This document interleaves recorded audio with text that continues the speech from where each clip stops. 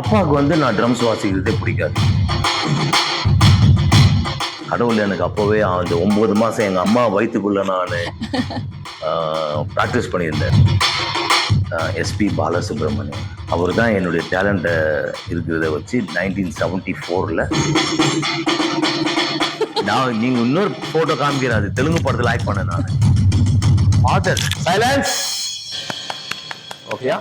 வணக்கம் சார். மாதா பீதா குரு தெய்வம் கணபதி சங்கர தக்க தின்ன தோம் தக்க தின்ன தோம் தக்க தின்ன மாதா பீதா குரு தெய்வம் கணபதி சங்கர தக்க தின்ன தோ தக்க தின்ன தோ தக்க தின்ன தோ தக்க தின்ன தோ தக்க தின்ன ததி கேட்டக்கு தா. வணக்கம் எல்லோருக்கும். வாழ்க வையகம், வாழ்க வையகம், வாழ்க வளமுடன். உங்கள் அன்பு ட்ரம் சிவமணி. வணக்கம் வணக்கம் வணக்கம். வணக்கம் சார். ஸோ நீங்க அந்த ஜத்தியிலேயே தெரியுது நீங்க வந்து 4 தலைமுறையை கடந்து வந்திருக்கீங்க. ஸோ அத்தனை தலைமுறையில வந்து இருந்து அந்த ஜேர்னி எப்படி இருக்கு உங்களுக்கு? ரொம்ப கடினமான ஜேர்னி. ஆரம்ப காலத்துல அப்பா திரு எஸ் எம் ஆனந்தன் வந்து கேவி மகாதேவன் ஆர்கெஸ்ட்ல ட்ரம்மராக இருந்தார். அவருக்கு நான் சாப்பாடு எடுத்துன்னு போகிறேன் சின்ன வயசுல. அந்த கேப் லஞ்ச் பிரேக்ல நான் அப்பா ட்ரம்ஸ்ல போய் வாசிப்பேன். அப்போவே Pugazhendhi sir, K V Mahadevan sir பார்ப்பாங்க. அப்பாவுக்கு வந்து நான் ட்ரம்ஸ் வாசிக்கிறதே பிடிக்காது. ஏன்னா நான் வந்து நல்ல ஒரு டாக்டரோ, ஒரு நல்ல ஒரு படித்து ஒரு சாஃப்ட்வேர் இன்ஜினியரோ அந்த மாதிரி ஆகணும்னு. பட் கடவுள் எனக்கு அப்போவே அந்த 9 மாதம் எங்கள் அம்மா வயிற்றுக்குள்ளே நான் ப்ராக்டிஸ் பண்ணியிருந்தேன், ரியாஸ் பண்ணியிருந்தேன். எங்கள் அப்பாக்கே தெரியாது. ஆனால் பெத்த போட்டது அவர் தான். ஆனால் அந்த ப்ராக்டிஸ் தான் என்னை வந்து இன்னி வரைக்கும் இருக்க வைக்குது. அப்பாவுக்கு வந்து ஆக்சிடென்ட் ஆச்சு. அப்போ அதுக்கு முன்னாடியே அப்பா எனக்கு நான் வாசிக்கிறத பார்த்து ரொம்ப சந்தோஷமா அவரு இன்னொரு ட்ரம்மரை இன்ட்ரடியூஸ் பண்ணி வச்சாரு. அவர் கோடம்பாக்கத்தில் இருந்தார். அவருக்கு நோயல் கிராண்ட்னு கிரேட் ட்ரம்மர். அவர் விஸ்வநாதன் ராமூர்த்தி சார் அவங்க குரூப்பில் வாசிந்தார். அப்புறம் இளையராஜா சார். ஸோ ஒரு நாள் அப்பாவுக்கு ஆக்சிடென்ட் ஆச்சு. என்னை வந்து சப்ஸ்டியூட் ஆரம்பிச்சாங்க. நான் போயிட்டு புகழேந்தி சாரும் கேவி மாதவன் சார்கிட்ட கேட்டேன், வாசி நான் ஃபஸ்ட்டு சாங் வந்து எனக்கு சீர்காழி கோவிந்தராஜன் டைட்டில் சாங் பாடுறாரு. சொந்தங்கள் வாழ்கன்னு ஒரு படம். அப்புறம் ஒரு லாஸ்ட் கிளைமேக்ஸ் ரீல், ஒரு ஃபைட் சீன். அதுதான் வாழ்க்கையே. விஜயா கார்டன் ஸ்டுடியோவில் ஆரம்பிச்சது கோடம்பாக்கம். வீடு ஸ்டுடியோன்னு வாழ்க்கை ஆரம்பிச்சது. அப்படிதான் நான் வந்து கஷ்டப்பட்டேன். சார், இப்போது டிஆர் சார் வந்து உங்கள் லைஃப்பில் ஒரு இம்பார்ட்டன்ட் பர்சன் அப்படின்னு சொல்லலாம். ஸோ நீங்களும் அவரும் சேர்ந்தீங்க அப்படின்னா பட்டையை கலப்போம். அவரும் வந்து ஒரு ரிதம் ஸ்பெஷலிஸ்ட், நீங்களும் வந்து ஒரு ரிதம் ஸ்பெஷலிஸ்ட். ரீசெண்டாக கூட 2 பேரும் பட்டையை கலப்புறீங்க. அந்த வீடியோ வந்து வைரலாக போச்சு. ஸோ அவர் நேம் சொல்லும்போது உங்களுக்கு ஞாபகத்துக்கு வர ஒரு விஷயம் என்ன சார்? டிஆர் சாரோட நிறைய ஒர்க் பண்ணியிருக்கீங்க. எனக்கு வந்து என் வாழ்க்கையில் எங்கள் வீட்டுக்கு விளக்கேற்றி வச்ச அந்த K V Mahadevan sir, Pugazhendhi sir and என்னுடைய அண்ணன் எஸ்பி பாலசுப்ரமணியன் அவர் தான் என்னுடைய டேலண்ட்டை இருக்கிறத வச்சு 1974ல் எங்கள் அப்பா கிட்ட பர்மிஷன் கேட்டார். ஆனந்தன், உன் சன்னை வந்து நான் என்னுடைய ரோட் ஷோக்கெல்லாம் கூட்டின்னு போகிறேன்னு. அப்படி தான் நான் வாழ்க்கைய ஆரம்பித்தேன். அதுக்கப்புறம் தான் எல்லாருக்கும் தெரிய வந்தது எஸ்பி பாலசுப்ரமணியன் ட்ரம்மர்ன்னு. கண்டிப்பாக சார். அப்போ தான் எம்எஸ்வி சார், இளையராஜா சார், எல்லாம் மலையாளம் ரஹ்மான் சார், ரஹ்மான்லாம் அப்போ வந்து என் கூட வாசிக்கிறாங்க. நாங்கெல்லாம் Okay. ஒரு குரூப் வச்சுருந்தோம். அப்புறம் டிஆர் சார் அவரை நினைச்சாலுமே நான் அவர் போன ஜென்மத்தில் வந்து கம்பராக இருந்திருக்கலாம். கண்டிப்பாக சார். ஏன்னா அந்த மாதிரி ஒரு டேலண்டான ஒரு அந்த சொற்கள் அவர் அந்த அடுக்கு மொழியில சொல்லினே போயிட்டு இருப்பார். ஒவ்வொருத்தரையும் வந்து பாராட்டி பேசும்போது அதில் எல்லாருக்கும் வராது சார் அந்த டேலண்ட். நிச்சயமா சார். எல்லாம் அவரை வந்து ஒரு எல்லாரும் டிஆர் சார்னா ஒரு இதுவாக நினச்சிக்கிறீங்க. Is born genius. அந்த ஒரு ஸ்பான்டானிட்டி. ஆமாம், அந்த அதுதான் வேணும் சார். ஆடியன்ஸை வந்து அப்படி இது பண்ணுறது. கண்டிப்பாக சார். ஸோ டிஆர் சார்லாம் great. Hi sir. Hello. Sir, music ஜேர்னியில் வந்து நீங்கள் எவ்வளோ விஷயங்கள் பண்ணியிருக்கீங்க. அண்ட் அப்போலேருந்து இப்போ வரைக்கும் பார்க்குறப்போ உங்களோட பேர் தட் ட்ரம்ஸ் சிவமணி அப்படின்னு நீங்கள் வந்து அந்த சக்ஸஸை நீங்கள் எப்படி பார்க்குறீங்க? ஏன்னா ட்ரம்ஸ்க்கே ஒரு ஐடென்டிட்டியாக நீங்கள் மாறிட்டீங்க. ட்ரம்ஸ் அப்படின்னாலே ஸ்ட்ரைக் அவுட் ஆகிறது உங்கள் நேம் தான். சின்ன வயசுலேருந்து அந்த பேஷன் எனக்கு. ட்ரம்ஸ்னா உயிர். ட்ரம்ஸை தவிர வேற எதுவுமே நான் கற்றுக்கல. ஓகே. அப்பா வந்து ஹார்மோனியம்லாம் சொல்லி கொடுத்தாங்க, வயலின் கற்றுக்கிட்டேன். Okay. எதுவுமே வரல. ட்ரம்ஸ் தான். ஓகே. அந்த ட்ரம்ஸ் தான் இன்னைக்கும் வேர்ல்டே எனக்கு கூட்டு போகுது. Okay. So it's a passion and blessing of God. And How you see your success there actually while calling the name அந்த மாதிரி சொல்லும்போது? சக்ஸஸ் வந்து I am still in the ocean swimming. Okay. என்னை சுத்தீரி சின்ன மீன் இருக்குது, பெரிய மீன் இருக்குது, Okay. எல்லா மீனும் போயிட்டு இருக்குது. நான் பாட்டுன்னு ஸ்விம் பண்ணி போயினே இருக்கிறேன். எண்டே இல்லை. ஆனா ஓகே இன்னும் கத்துன்னு தான் இருக்கிறேன். ஓகே அதுதான் சக்சஸே வந்து அவரு தான் சக்சஸ். ஓகே நம்ம சக்சஸ்ன்னு சொல்லிட்டோம்னா அவர் புடிங்குவாரு, ஒரு ஃபுல் ஸ்டாப் வச்சுருவாரு. போதண்டா. ஸோ நான் இன்னும் கத்துக்கிறேன். ஐயா நீங்க தான் சக்சஸ், எனக்கு வழி கொடுங்க நல்லபடியான்னு வேண்டி. இந்த சிம்பிளிசிட்டி தான் சார் உங்களுக்கு எனக்கு ஒரு பெரிய அடிக்டியா அதுதான் வேணும் எல்லாருக்கும், அந்த சிம்பிள் சிட்டி. ஏன் ஒரு சிண்ட்ரலா வந்து ஒரு ஒரு சித்தர் அம்மா வந்து அவங்கள வந்து அவங்களுக்கு ஒரு கோல்டன் ட்ரெஸ்ஸு சேரியட் எல்லாம் ரெடி பண்ணி கொடுத்து அமிச்சாங்க. ஏன்னா அவங்களுடைய கைண்ட்னஸ் அண்ட் சிம்பிள்சிட்டி. அதுதான் எல்லாரும் தெரிஞ்சுக்க வேண்டியது. அது sure sir. Thank you so much sir. இப்போ வந்து நீங்கள் இங்கே வாசிக்க ஆரம்பிக்கிறப்பே எங்களுக்குள்ள ஒரு வைப் வந்துருச்சு. நீங்கள் அந்த ஸ்டார்டிங்கில் வந்து அந்த ஜதி போட்டு இது பண்ணுறப்ப. ஸோ இந்த ஸ்கூல் டைம்லலாம் ஃப்ரெண்ட்ஸோடு சேர்ந்து அவங்க கூடலாம் அந்த டேபிளில் தாளம் போட்டு தட்டில் தாளம் போட்டு அந்த மாதிரிலாம் பண்ணியிருக்கீங்களா? ஐயோ நிறைய பண்ணியிருக்கிறேன், அடி வாங்கியிருக்கிறேன். சாம்பிள்னா அந்த டேபிள்லேயே வாசிக்கிறது. சார் சென்ட் பால்ஸ் ஹைஸ்கூல் பொஷாவம்ல ஓகே. நான் ப்ரேயருக்கு வந்து நான் மார்ச்சிங்கில் நான் தான் ட்ரம்மர். ம் அது வாசிப்போம். கிளாஸ்ல நடந்துருக்கோம், என்ன அறியாமையே ரிதம் போயிடும். உடனே ஒரு பரம்பு வரும் என்னை தேடிக்கிட்டு. எவ்வளவு நான் குச்சியில உங்களுக்கு சின்னதாக வாசிக்கிறதுக்கு சார். ஓ ஆமாம் சார். ஸோ ஸ்டேஜில் வந்து கிளாஸ்ல வந்து அந்த கிளாஸ் போயிட்டே இருக்கோம். நான் வந்து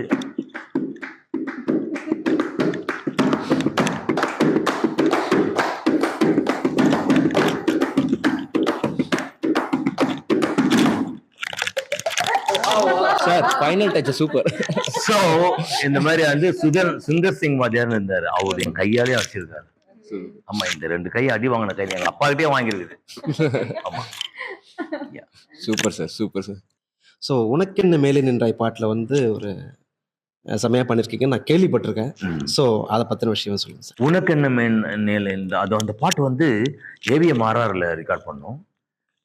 நாங்கள் ரிஹர்சல்லாம் பண்ணிவிட்டு அப்புறம் வெயிட்டிங் ஃபார் பாலு சார் அவர் வந்து ரெக்கார்ட் பண்ண பிறகு விசன் தான் சொல்லணுமா, ஆன் த ஸ்பாட் செட் பண்ணுவார் ரிதம்ஸ் எல்லாம். கோபாலகிருஷ்ணன் அண்ணன், பிரசாத் அண்ணன், எல்லாரும் நாங்களாம் சேர்ந்து இந்த பாட்டு எனக்கு ஒரு பெரிய பாக்கியம். அந்த படத்தில் என்னை கூப்பிட்டு வாசிக்க வச்சது. அந்த டைமில் ஒரு 4 ட்ரம்மர் தான் நாங்கள் சுற்றி குழம்பத்தை வச்சு விளையாடுவோம். புருஷோத்தமன், டோனி டிகாஸ்டர் சார், அப்புறம் சிவகுமார், தம்மனுடைய அப்பா, நான், அப்புறம் இருந்தாங்க சில இதில். இவங்க தான் மெயினாக எங்களை வந்து இது பண்ணுவாங்க. நாங்கள் புருஷோத்தமனுக்கு வந்து ஜிகே முடி சார் ரெக்கார்டிங் இருந்துச்சுனாக்கா நான் சப்ஸ்டியூட்டாக வந்து ராஜா சாருக்கு போய் வாசிப்பேன். அப்படி வாசித்த பாட்டு தான் இது பொண்ணே நீ உருகுதே, அந்த பாட்டு நான் வாசித்தேன்.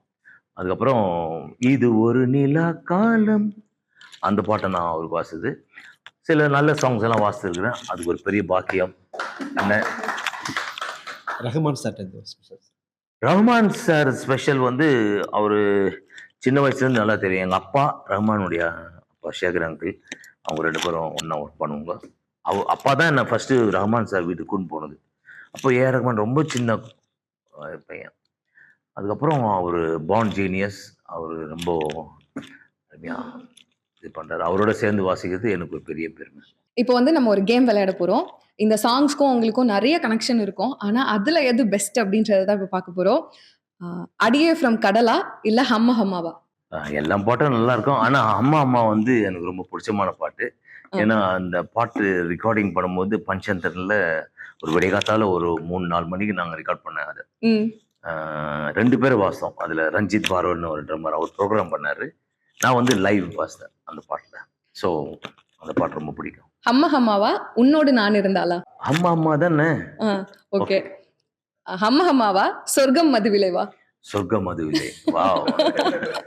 ஏன்னா பாலு சார் அந்த கச்சேரியில நாங்கள் கலக்கும் அந்த பாட்டு சொர்க்கம் மதுவிலே. ரொம்ப சூப்பரான பாட்டு. சொர்க்கம் மதுவிலைவா எங்கேயும் எப்போதுமா? எங்கேயும் எப்போதும். அப்கோர்ஸ் எங்கேயும் எப்போதுமா. ஹாப்பி நியூ இயரா? Happy new year. Yes. Happy new இயரா? வீட்டுக்கு வீடு வாசப்படி வேணுமா? வீட்டுக்கு வீடு வாசப்படி. ஃபைனல். வீட்டுக்கு வீடு வாசப்படி வேணுமா? எப்பா சப்பாவா? எப்பா சப்பா. ஓ எப்பா சப்பா. ஆமா நான் பண்ணது இல்லை.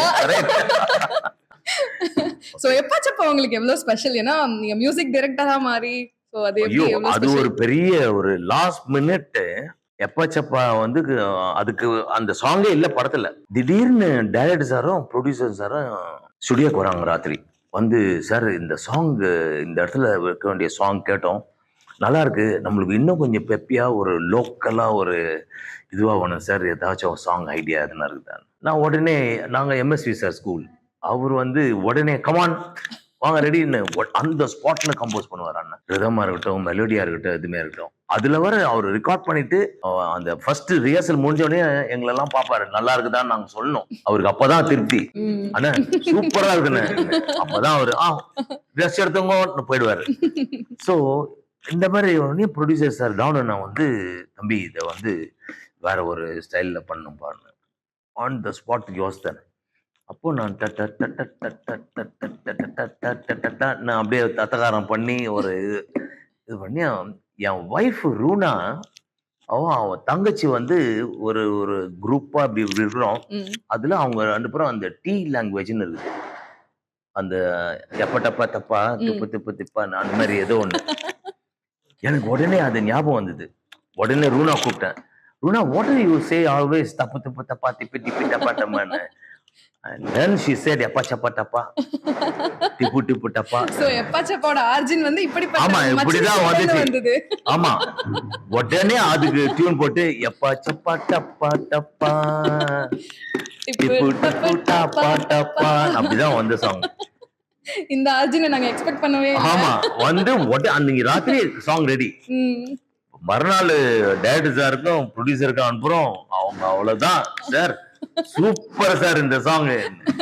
இந்த சாங் இவ்வளவு வைரல் ஆகும் அப்படின்னு எக்ஸ்பெக்ட் பண்ணீங்களா? அதெல்லாம் இல்ல. நம்ம பண்றது பண்ணிட்டு இருக்கணும். நான் தான் சொல்றேன் கடல்ல இருக்கிறோம். அது வைரல் ஆகுதோ எப்படி ஆகுது பண்ணு. சோ இப்போ வரைக்கும் ஸ்டில் லேர்னிங் அப்படின்னு சொல்றீங்க. ஆமா நீங்க வந்து K V Mahadevan, Ilaiyaraaja, M S V, A R Rahman, Thaman அப்படின்னு சொல்லிட்டு இவ்ளோ பேர் கூட, பாக்யராஜ் சார், டிஆர் சார் அப்படின்னு சொல்லிட்டு எல்லாருக்கூடமே ஒர்க் பண்ணிருக்கீங்க. யார்கிட்ட வேலை பார்க்கறது ரொம்ப கஷ்டம்? பிளஸ் எந்த சாங்கை நீங்க ரொம்ப எஃபோர்ட் போட்டு என்னோட 200-300% போட்டு நான் வந்து ஒர்க் பண்ணேன் அப்படின்னா என்ன சாங்? இல்ல இல்ல எல்லா மியூசிக்கும் கஷ்டம்தான்.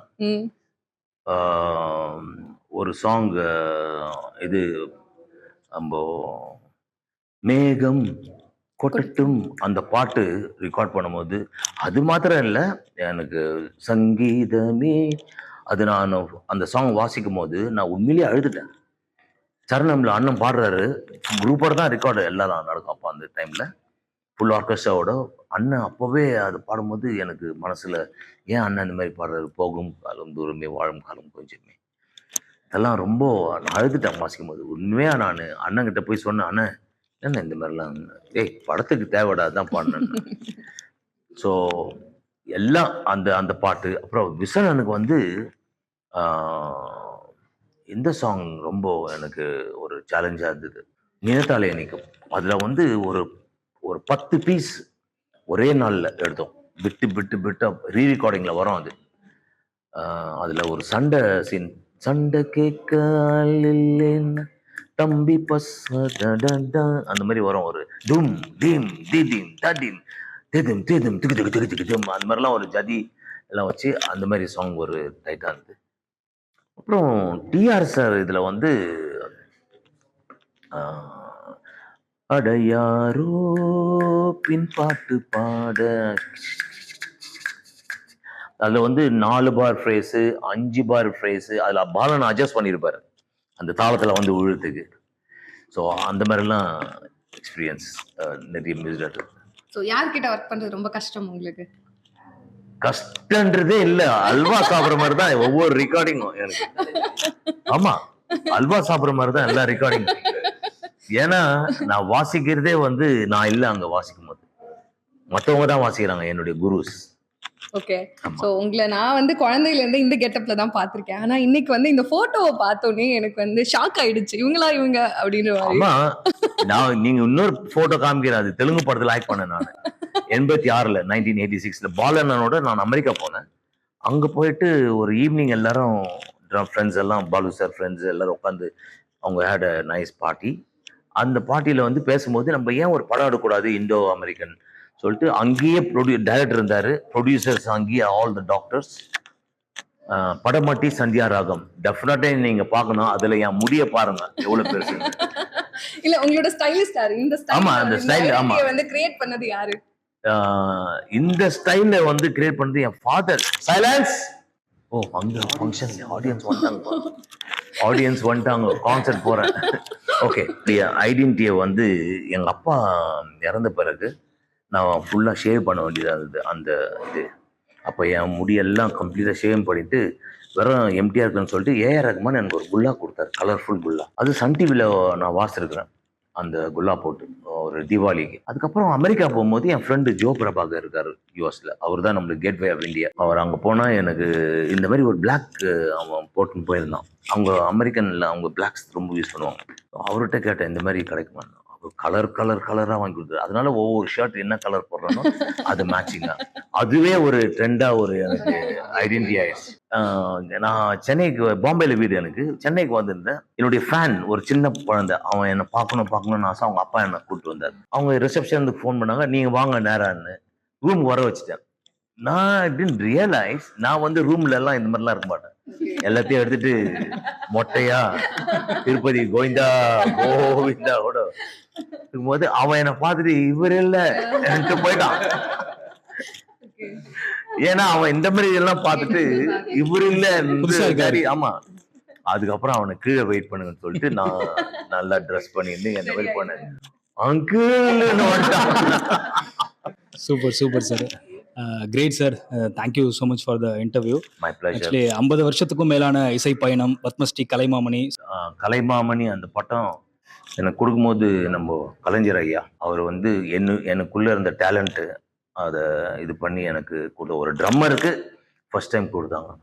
அதே போல் பத்மஸ்ரீயும் ஒரு ட்ரம்மருக்கு ஃபர்ஸ்ட் டைம் கொடுத்தது நான் ரொம்ப இது பண்ணிக்கிறேன். அந்த அவார்டெல்லாம் டெடிகேட் டு மை பேரண்ட்ஸ், என் அப்பா அம்மா. இன்டர்வியூ வந்து ரொம்ப நல்லா இருந்துச்சு. ஒரு புதுசாக என்ன ஃபர்ஸ்ட் டைம் இவங்க எல்லாம் சேர்ந்து கேள்வி கேட்டது. இன்னும் கேட்டிருப்போம், ஆனால் நான் கான்சர்ட் போய் வாசிக்கணும் அவசரமா. அதனால நான் விடைபெறுகிறேன். நன்றி. வாழ்க வையகம், வாழ்க வளமுடன். Pranam to every one. Thank you sir. Thank you sir.